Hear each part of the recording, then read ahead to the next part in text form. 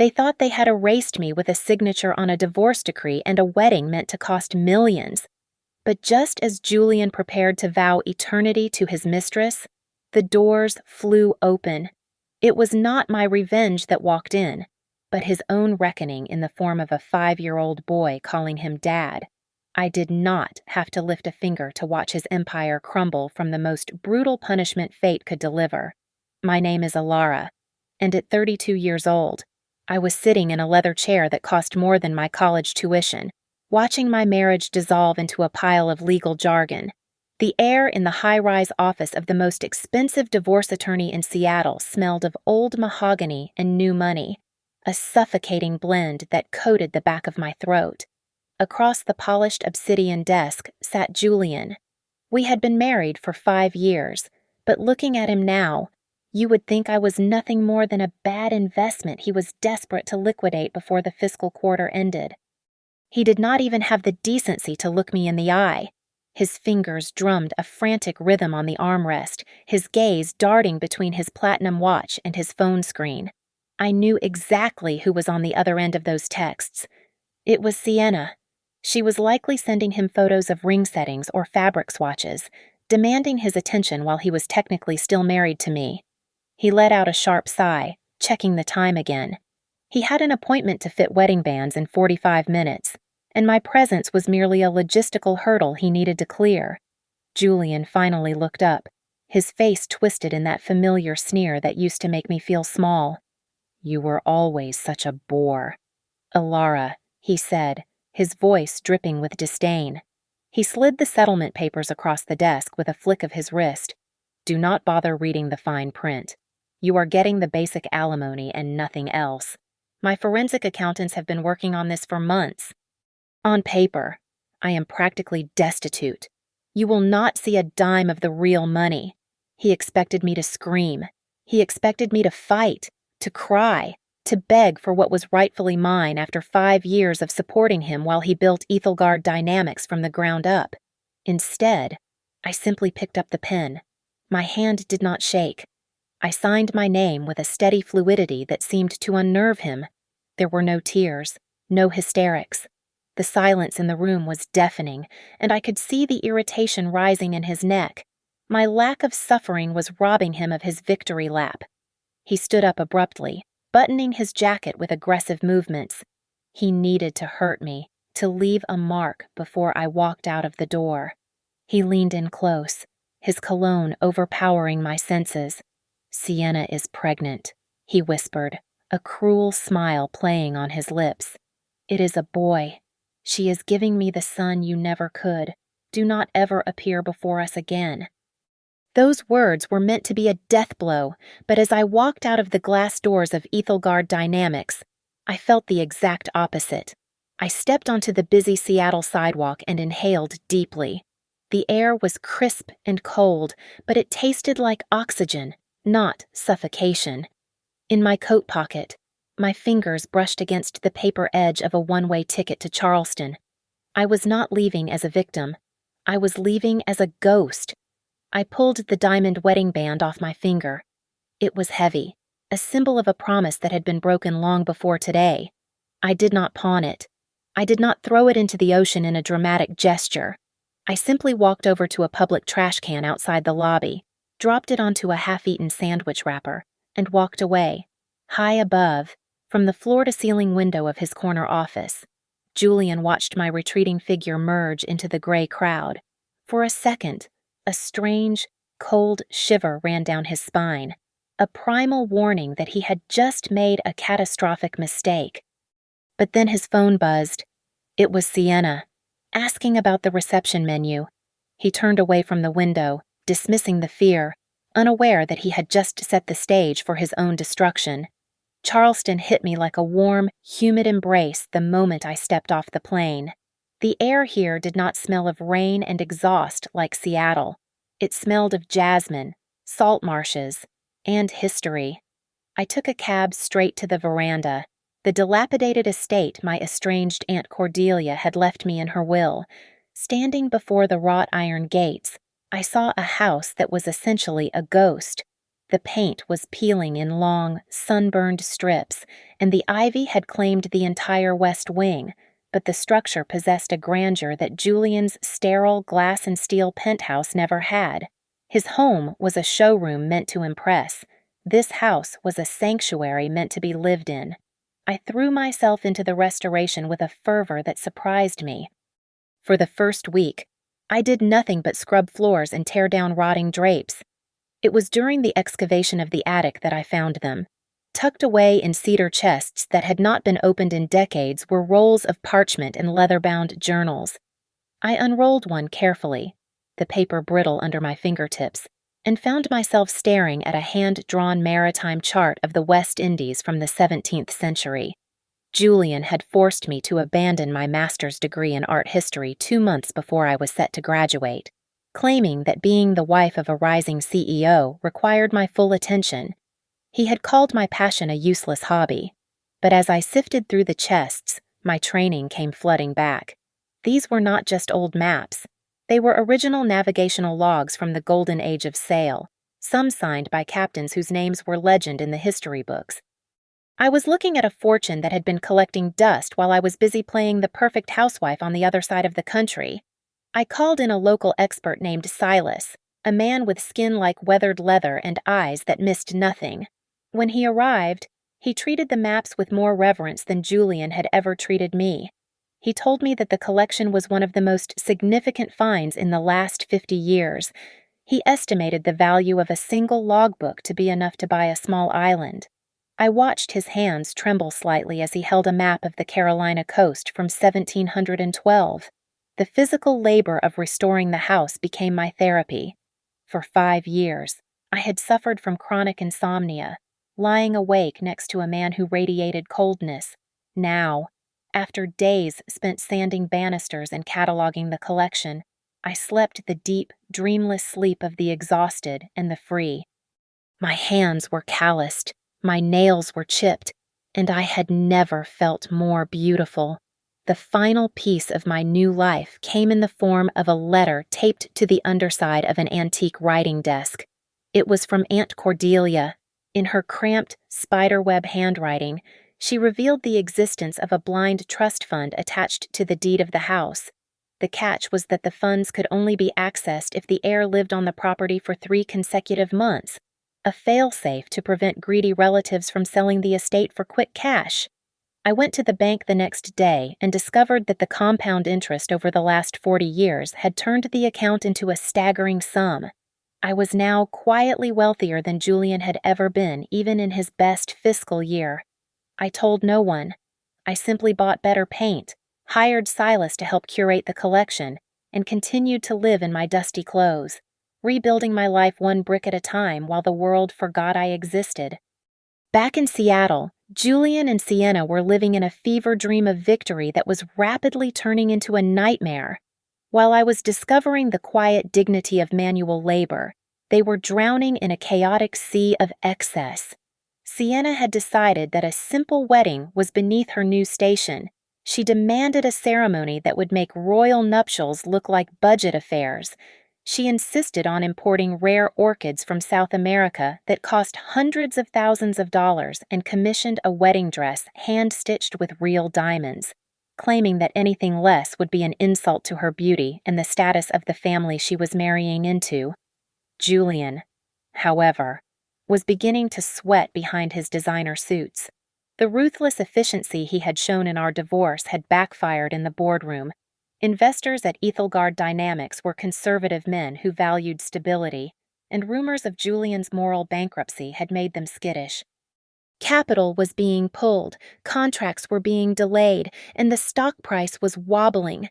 Julian found himself staring at financial reports that bled red ink, realizing that the empire he had sacrificed me for was standing on a foundation of sand. Sienna did not care about the company's bottom line. Her narcissism was a black hole that swallowed everything around it. She was not concerned with Julian's stress or the late nights he spent trying to salvage accounts. She was only worried about which magazines would carry the exclusive rights to their wedding photos. She treated Julian like a prop in her personal reality show, throwing tantrums if he prioritized a crisis meeting over a cake tasting.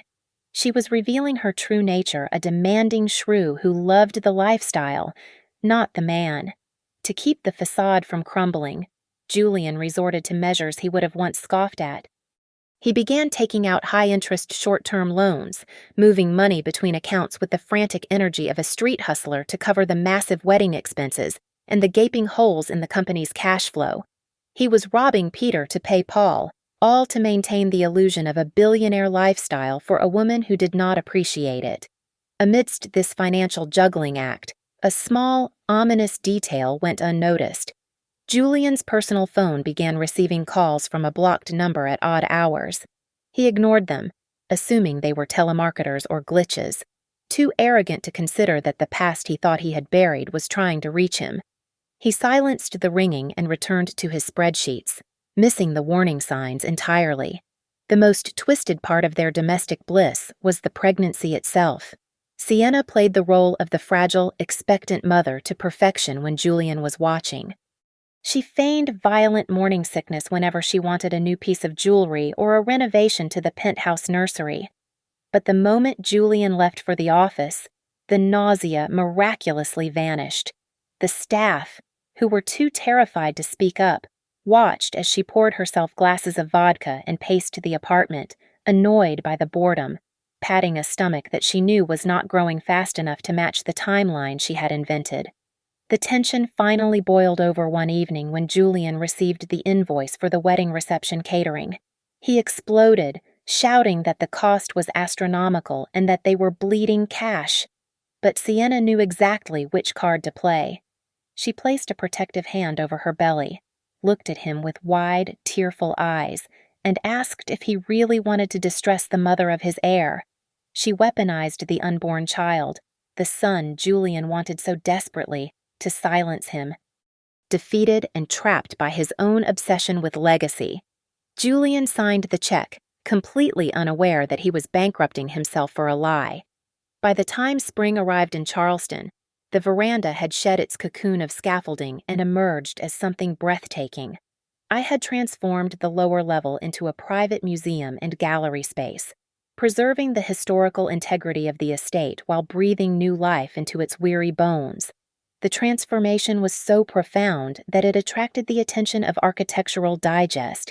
They sent a team down for a cover story, capturing me standing on the restored grand staircase, wearing a simple silk gown, looking vibrant and alive in a way I never had in Seattle. When the issue hit the stands, it sent shockwaves through the social circles of the East Coast.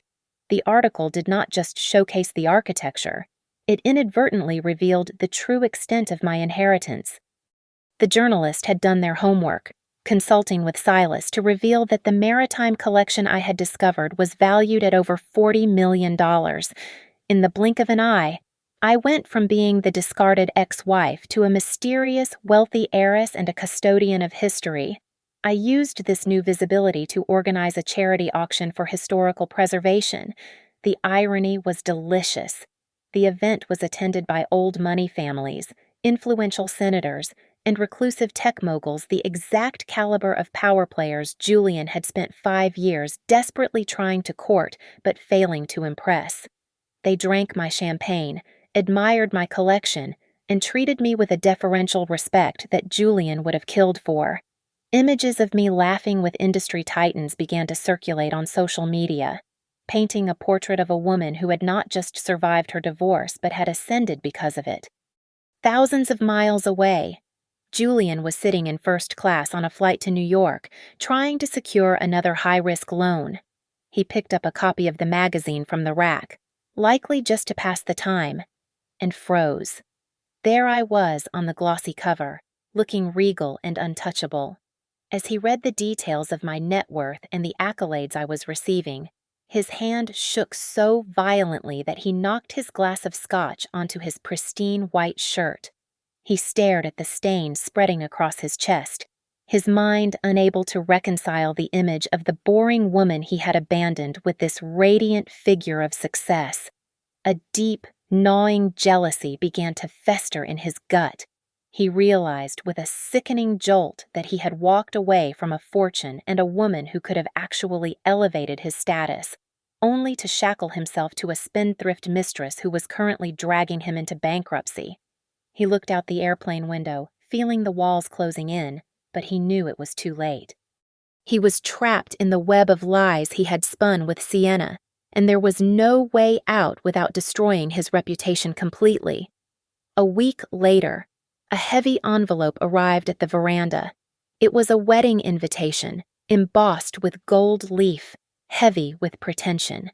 Julian had sent it, likely assuming I was still the miserable, lonely woman he had left behind, wanting to twist the knife one last time. I stood by the fireplace in my library, tracing the expensive calligraphy with my thumb. I did not feel anger. I felt amusement. I tossed the invitation into the crackling fire and watched the flames curl the paper into ash. I would not be attending their circus, but I decided right then that I would send a wedding gift. It would not be a toaster or a set of crystal glasses. It would be the truth, and I would ensure it arrived exactly when it would hurt the most. The wedding was scheduled to take place at a vineyard resort in Napa Valley that charged more for a single night than most families earned in a year. It was a venue chosen not for its romance or history, but for its staggering price tag, which served as a barrier to keep reality at bay. Sienna had insisted that the entire weekend be live-streamed, claiming she wanted to share her joy with the world, though I knew she simply wanted to ensure that every woman who had ever slighted her would be forced to witness her ascension. She wanted an audience for her coronation, unaware that she was setting the stage for a public execution of character. My phone rang late in the evening, breaking the silence of my library.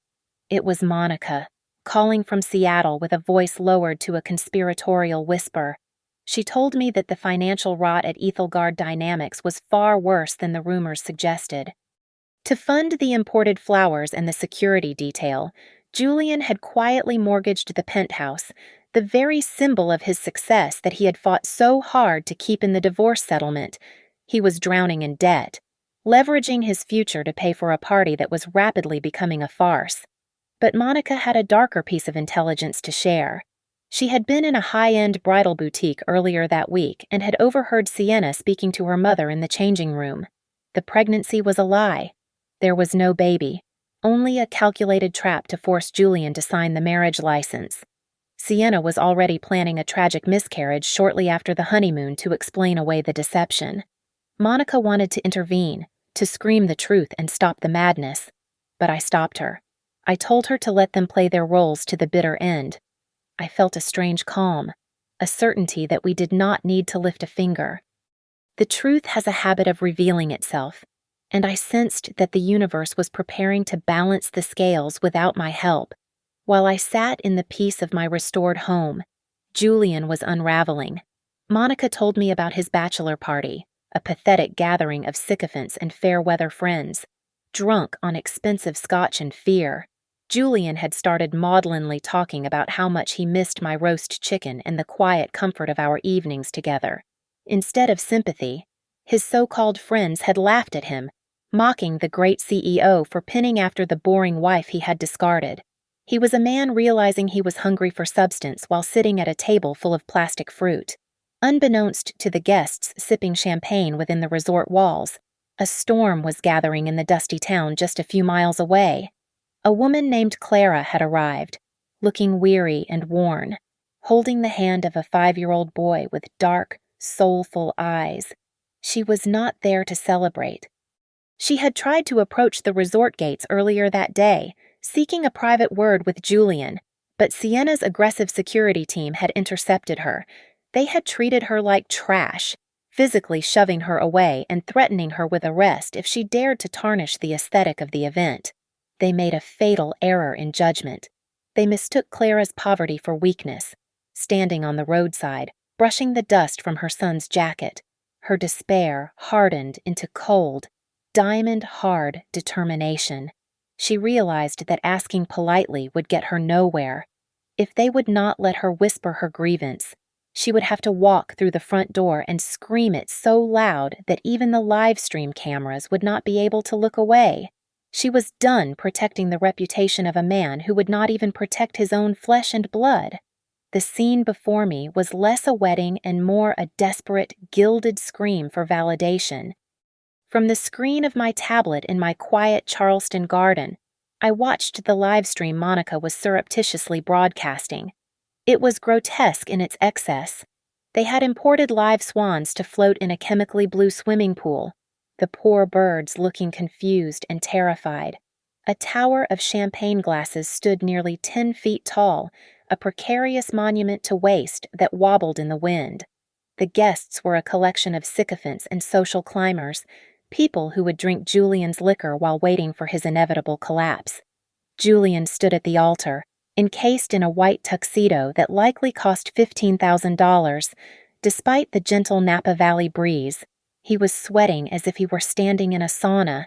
I could see the moisture glistening on his forehead, his smile a rigid, painful grimace that didn't reach his eyes. He looked like a man realizing he was about to sign a contract he could not afford, which, in a very literal sense, he was. Then the music swelled, and Sienna appeared. She walked down the aisle not with the grace of a bride in love, but with the smug swagger of a conqueror.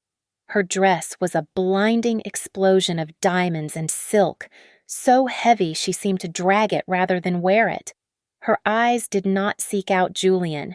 Instead, they darted hungrily to the cameras and the crowd, checking to ensure her audience was sufficiently envious. She was not marrying a man. She was marrying a moment.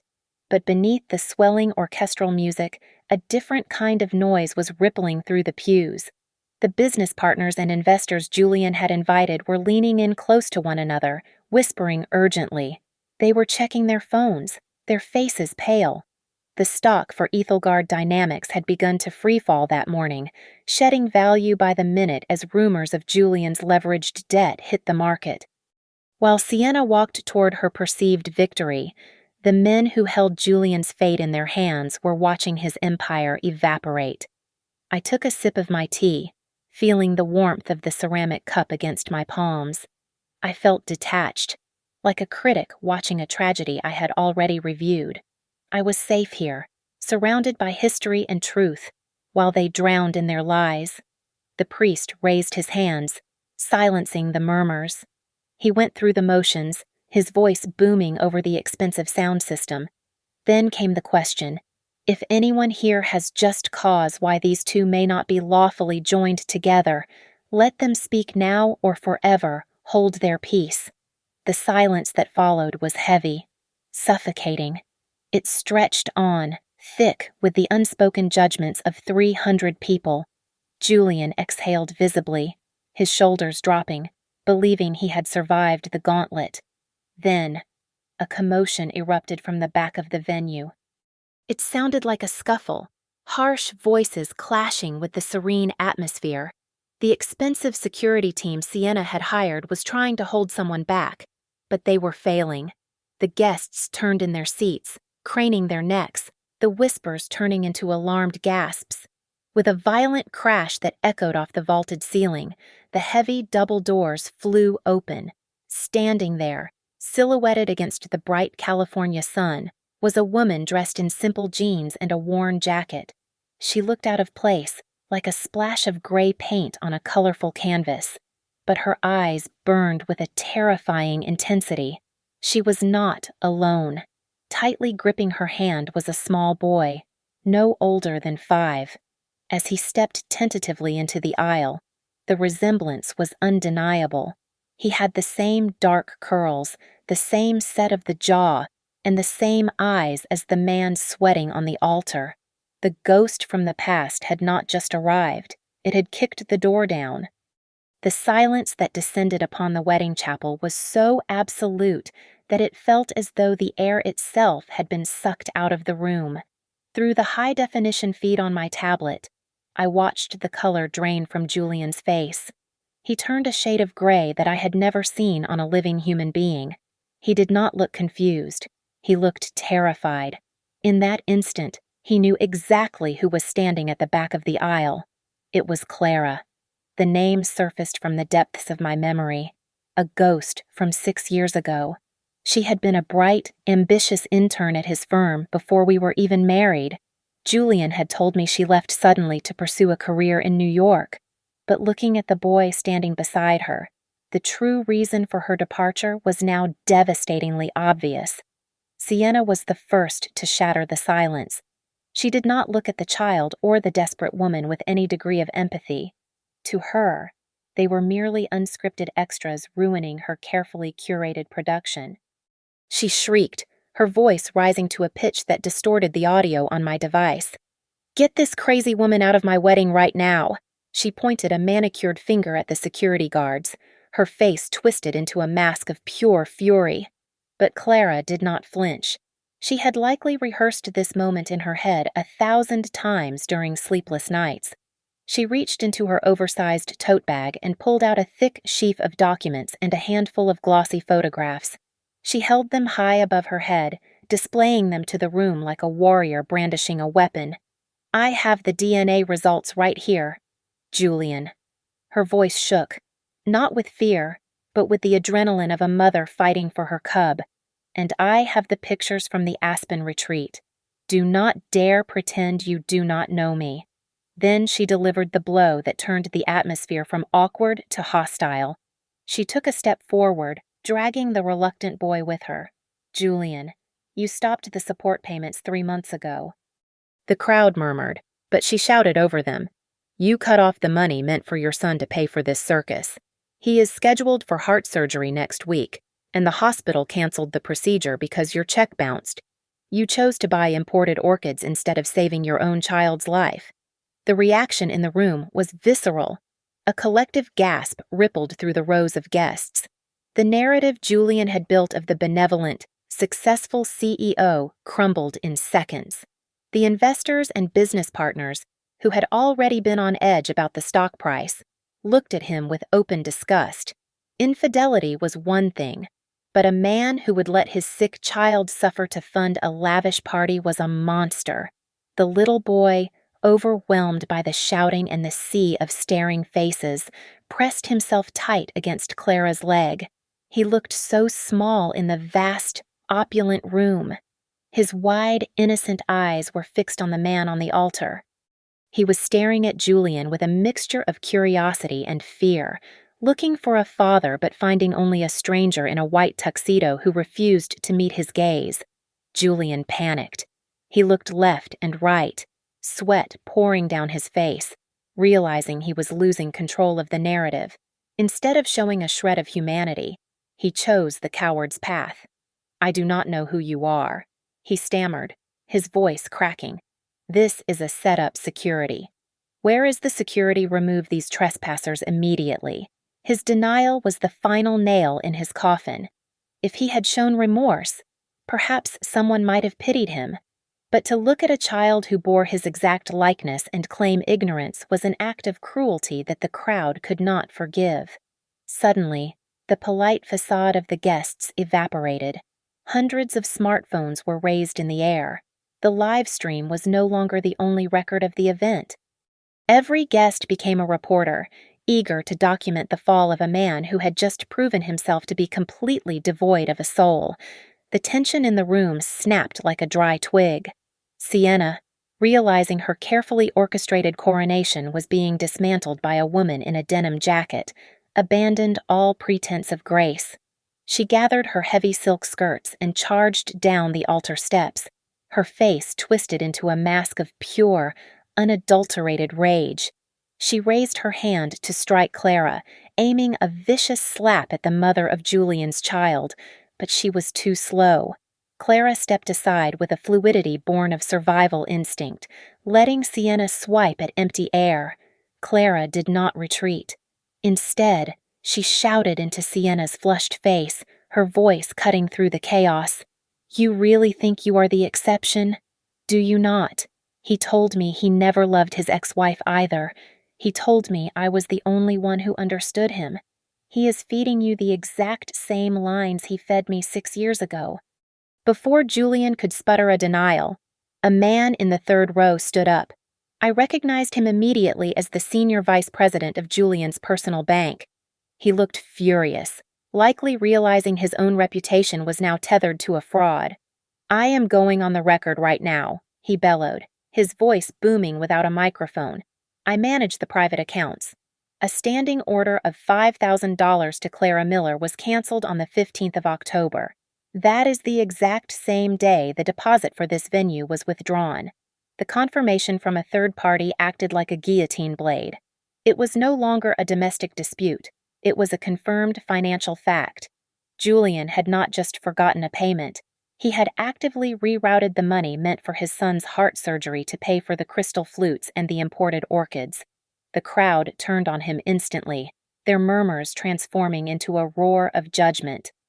Sienna, humiliated and realizing she was marrying a pariah, turned her fury on Julian. She grabbed the lapels of his tuxedo, shaking him violently. "You have a secret child, you liar. You told me I was carrying your firstborn. You told me my son would be the sole heir." They grappled at the foot of the altar, a grotesque dance of greed and deceit. In her blind fury, Sienna took a step back and her heel caught on the train of her dress. She flailed, losing her balance, and crashed backward into the towering wedding cake. The massive structure gave way, sending layers of fondant and buttercream cascading down onto the floor in a sticky avalanche. As she hit the ground, Sienna let out a shriek that sounded more concerned with vanity than maternal instinct. "Watch out for my stomach, fat!" she screamed, her hands flying to protect her midsection in a way that looked entirely unnatural. A guest near the front, who I knew was a prominent surgeon, rushed forward to help her up. He reached for her waist to steady her, but as he pulled her to her feet, the front of her ruined dress snagged on the cake stand. There was a ripping sound, and something fell out from beneath the layers of silk and lace. It was not a baby bump. It was a contoured foam pad, soaked in frosting, that skittered across the polished floor and came to rest at Julian's feet. The room went dead silent for the second time that day. The doctor froze, his hands hovering in the air. Sienna stood there, panting, her silhouette suddenly flat and undeniably empty. Julian stared down at the wet piece of foam on the floor. His eyes bulged, looking as if they were about to burst from his skull. The second lie had shattered. There was no heir. There was no pregnancy. He had destroyed his life for a piece of padding. Julian looked like a wounded animal that had been cornered by its own incompetence. The revelation of the foam belly was the final blow to his sanity, snapping the last thread of control he had over the situation. He stood there, vibrating with a mixture of humiliation and pure, unadulterated rage, realizing that the golden future he had destroyed his marriage for was nothing but a piece of cheap upholstery foam lying in a puddle of frosting. He turned on Sienna with a feral snarl, his voice tearing from his throat. "You dared to trick me. I left my wife for this. I destroyed everything because you said you were carrying my son." Sienna did not cower. She laughed, a high, manic sound that bordered on hysteria. She looked like a tragic clown, her face smeared with white sugar and running mascara. "And look at you," she spat back, wiping cream from her chin with a defiant hand. "You are just as rotten as I am. You hid a secret child for years. You are a fraud, Julian. We deserve each other perfectly." The altar had become a stage for a grotesque domestic war, a cacophony of shouting, gasps, and the relentless clicking of camera shutters. But in the middle of this chaotic storm, a shift occurred that silenced the room more effectively than any shout could. The little boy, who had been clinging to Clara's leg like a lifeline, slowly loosened his grip. He stepped away from his mother. The movement was small, yet it drew the eye of everyone in the front rows. He walked with hesitant, small steps toward the altar, navigating through the debris of the cake and the spilled champagne. Julian had collapsed onto the steps, his legs no longer able to support the weight of his own failures. He sat there, head buried in his hands, a portrait of absolute defeat. The shouting died down. A heavy, expectant hush fell over the room. Even Sienna stopped her tirade, watching the child approach the man she had just been fighting. The boy stopped a few feet away from Julian. He reached into his pocket and pulled out a small, battered toy car. It was cheap plastic, the paint chipped away on the fenders, the kind of thing one buys at a gas station as an afterthought. He held it out with a trembling hand. Julian slowly looked up, his eyes bloodshot and wild. He stared at the toy, and for a fleeting second, a flicker of recognition crossed his face. He remembered the rainy Tuesday afternoon he had bought it, a rare moment of guilt-driven generosity during a secret visit he had hoped would keep Clara quiet. The boy's voice was small, but in the acoustic perfection of the chapel, it carried to every corner of the room. "Dad, Dad, you promised you would come to see me for my birthday. Why are you here?" That single word, Dad, shattered whatever was left of Julian Thorne. It was not said with anger. It was said with the crushing disappointment of a child who still believed promises mattered. It stripped away the CEO title, the wealth, and the arrogance, leaving only a man who had failed the most basic test of humanity. The cameras flashed blindingly, capturing the moment the powerful tycoon was reduced to nothing more than a liar who had broken a little boy's heart, devastating his reputation beyond any hope of repair. Julian looked at the boy, and he did not see a son. He saw the grim reaper of his own making. He tried to speak, but his throat had closed up, choked by the sudden, crushing weight of reality. Tears began to stream down his face, cutting tracks through the sweat and the shame. But I knew him well enough to know they were not tears of repentance. He was not crying because he had hurt a child or betrayed a wife. He was crying because he knew, with absolute certainty, that he had lost. The facade was gone, and the man underneath was too weak to stand in the light. Then came the sirens. They wailed in the distance at first, then grew louder, cutting through the murmurs of the crowd like a knife. Clara had been thorough. She had not just come to crash a wedding. She had come armed with evidence of tax fraud and the deliberate concealment of assets to avoid child support. The police officers marched into the venue with the grim efficiency of executioners. They walked past the ruined cake, past the shocked guests, and pulled Julian to his feet. The sight of the silver handcuffs clicking around his wrists against the fabric of his ruined white tuxedo was a stark, poetic image of justice. As they led him away, he passed Sienna. She was not standing by her man. She was being physically dragged toward the exit by her parents, who were red-faced with humiliation. She was screaming, kicking, and blaming everyone but herself. A spoiled child denied her prize. Julian looked at her, then at the investors who were frantically shouting into their phones. The wedding guests had transformed into a pit of vipers. I could hear phrases like "sell immediately" and "cancel the contract" being shouted over the commotion. The stock of Ethelgard Dynamics was plummeting, bleeding out value with every passing second. The empire he had built on ruthlessness and lies collapsed in less than 1 hour, dismantled by the very people he had tried to impress. In my garden in Charleston, the sun was beginning to set, casting long, golden shadows across the lawn. I reached out and pressed the power button on my tablet. The screen went black, silencing the chaos, the screaming, and the sirens. The sudden quiet was profound. I did not feel a surge of triumph. I did not feel the need to laugh or to toast to his destruction.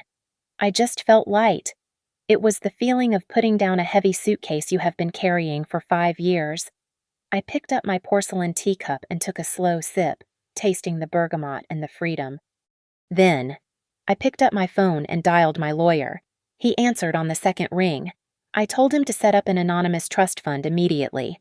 I instructed him to cover the full cost of the heart surgery for Clara's son, and to ensure the hospital had the funds by the morning. I made it clear that my name was never to be attached to it.